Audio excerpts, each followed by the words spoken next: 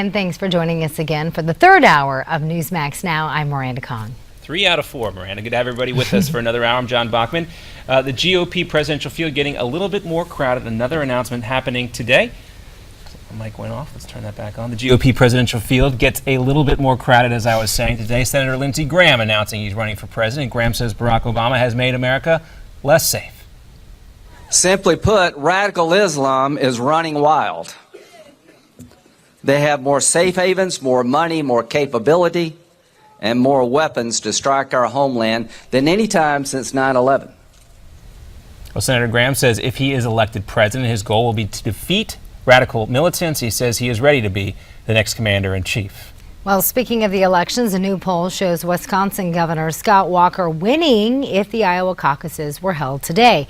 A new Des Moines Register poll shows him with a 7 percentage point lead over the rest of the pack, but Walker hasn't even announced he's running yet. 2/3 of Republican candidates say they're likely to attend the caucuses.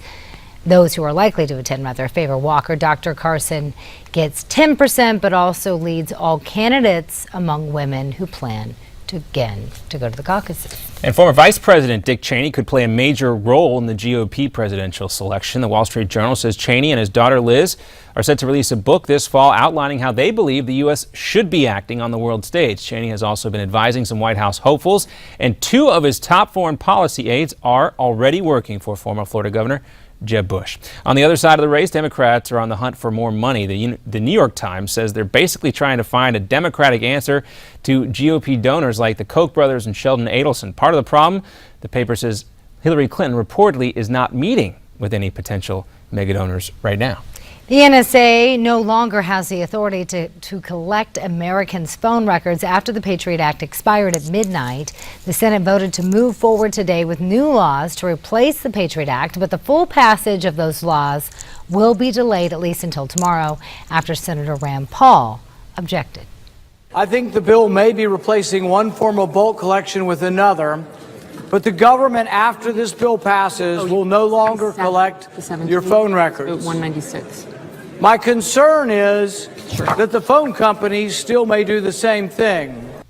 But Paul says the bill will probably pass. Intelligence experts say a lapse of just a few days will not have a huge impact. Former House Speaker Dennis Hastert is set to appear in federal court on Thursday. He is accused of lying to the FBI. Hastert is also accused of trying to conceal millions of dollars in money transfers he was allegedly paying to someone to keep quiet about past misconduct. Several reports say that Hastert agreed to pay that money to tamp down allegations of sexual abuse while he was a teacher and a wrestling coach. Secretary of State John Kerry is on his way back to the U.S. now after he broke his leg riding a bike in France over the weekend. Meantime, talks between the U.S. and Iran likely delayed. The State Department says Kerry expects to be back at the negotiating table by the end of June. That's the deadline. Remember, Kerry was hospitalized first in Geneva, but now he's being flown back to Boston for more treatment. New rulings out today from the Supreme Court. The High Court has ruled in favor of a Muslim woman who was denied a job at Abercrombie & Fitch. Samantha Alof filed a lawsuit in Oklahoma after she says she was denied a job at Abercrombie back in 2008 because she wears a headscarf.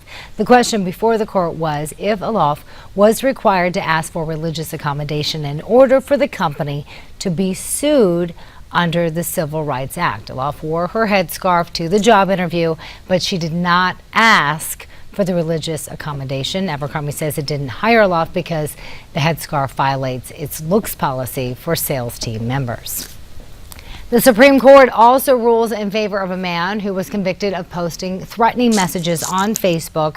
The court says the standard used to convict Anthony Ellenis was too low. Ellenis was convicted in Pennsylvania for violating a federal threat statute after he posted violent messages on his Facebook account. He appealed to the Supreme Court, claiming he never intended to carry out those threats that he posted online. This is the first time the court has addressed the issue of free speech on social media. All right, going back to Lindsey Graham now. Yes. Let's take a look at all this. Lindsey Graham making his announcement this morning. He's running for president of the United States. This was talked about a while back with kind of hints from Senator John McCain. I didn't know I was actually going to see this day having Lindsey Graham run. I think a lot of people are kind of surprised. And we had JD on earlier. He doesn't, that's the first time I've actually heard JD say, On air, not a chance. Not a chance. Well, let's take a listen to some of the comments that Graham made during his announcement a bit earlier today. To my fellow Republicans, I'll be a champion for limited and effective government and a strong national defense. I'll be a voice for social conservative values without apology or animosity. I have more experience with our national security than any other candidate in this race.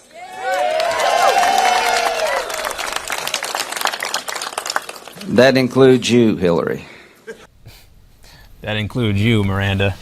Well, no, you look like at Lindsey Graham. I mean, he's been on the Senate Foreign Relations Committee for a long time. He's been all over the globe. He served in that role. Prior to that, he was in Congress looking at these issues, and he does have a point there. He has that foreign policy experience and military experience. I think that will help him, but there's so many people trying to go after that socially economic conservative vote. That's where I think, like or dislike Rand Paul for what he did, I do think it separates him from the pack, because I think everybody's trying to go after those same people. We look at this now, and of course the first debate, when it happens, there's only going to be 10 candidates on that stage. So now it becomes a race who can get into that top 10, and if that is essentially going to serve as a de facto elimination round, if you don't get up on that stage for the first Republican debate, does that mean you're effectively out of the race? We'll see. Taking another look at what Graham had to say, the three-term South Carolina senator also says he wants to run on a security through strength agenda. We've heard that before. So far, though, no one has been able to defeat Graham in previous national elections. You might remember also, Miranda, he was challenged during the primary campaign season during the 2014 midterms, and he did very well with that. I don't know. I think the field is very crowded. I would say odds are not in his favor, but who knows? I mean, I always like surprises, so I'm excited to see what happens. I know McCain is a big supporter, so I think I'm kind of like you. The more people that are in it, the better. It keeps it interesting. It keeps people for us on their toes. I like that, people not feeling like they have this. When you look at the primary schedule, of course, Iowa goes first, then New Hampshire, then traditionally South Carolina. Lindsey Graham has the advantage, very popular in South Carolina. So, you know, John Edwards back in, I think it was 2004, he put all his eggs in South Carolina. He won that primary. That put new life into his campaign for a brief amount of time. Let's say Lindsey Graham is hanging around come the South Carolina primary. He wins that primary. Does he then catapult himself up to the top of the race? Anything could happen. I know, and I'd like to keep seeing more Democrats. O'Malley entered over the weekend. That was exciting to see, but we need more Democrats too, I think. Yeah, so it's Hillary, Bernie Sanders, so Martin O'Malley, maybe Jim Webb down the pike, and also maybe Elizabeth Warren. We'll see. Let's talk a little bit more about Graham's background. You're still holding on to Warren. You're like sitting there. You've been saying that I'm for not the only months. one. Before he joined Congress, Graham, as Miranda mentioned, served in the Air Force. And in fact, I think he just resigned as a member of the South Carolina Air National Guard or something today, a reserve in the Air Force. He joined the House of Representatives, and he spent 8 years there. Then back in 2002, he won an election for a Senate seat in South Carolina. He's been a longtime supporter of this NSA bulk data collection program, saying it's vital to our national security. He's also supported the Patriot Act. He has this to say about the NSA, quote, "I'm glad the NSA is trying to find out what the terrorists are up to overseas and in our country. I'm a Verizon customer, and I don't mind Verizon turning over records to the government if the government is going to make sure that they are trying to match up known terrorist phone number with somebody in the United States. I don't think you're talking to the terrorist. I know you're not. I'm not.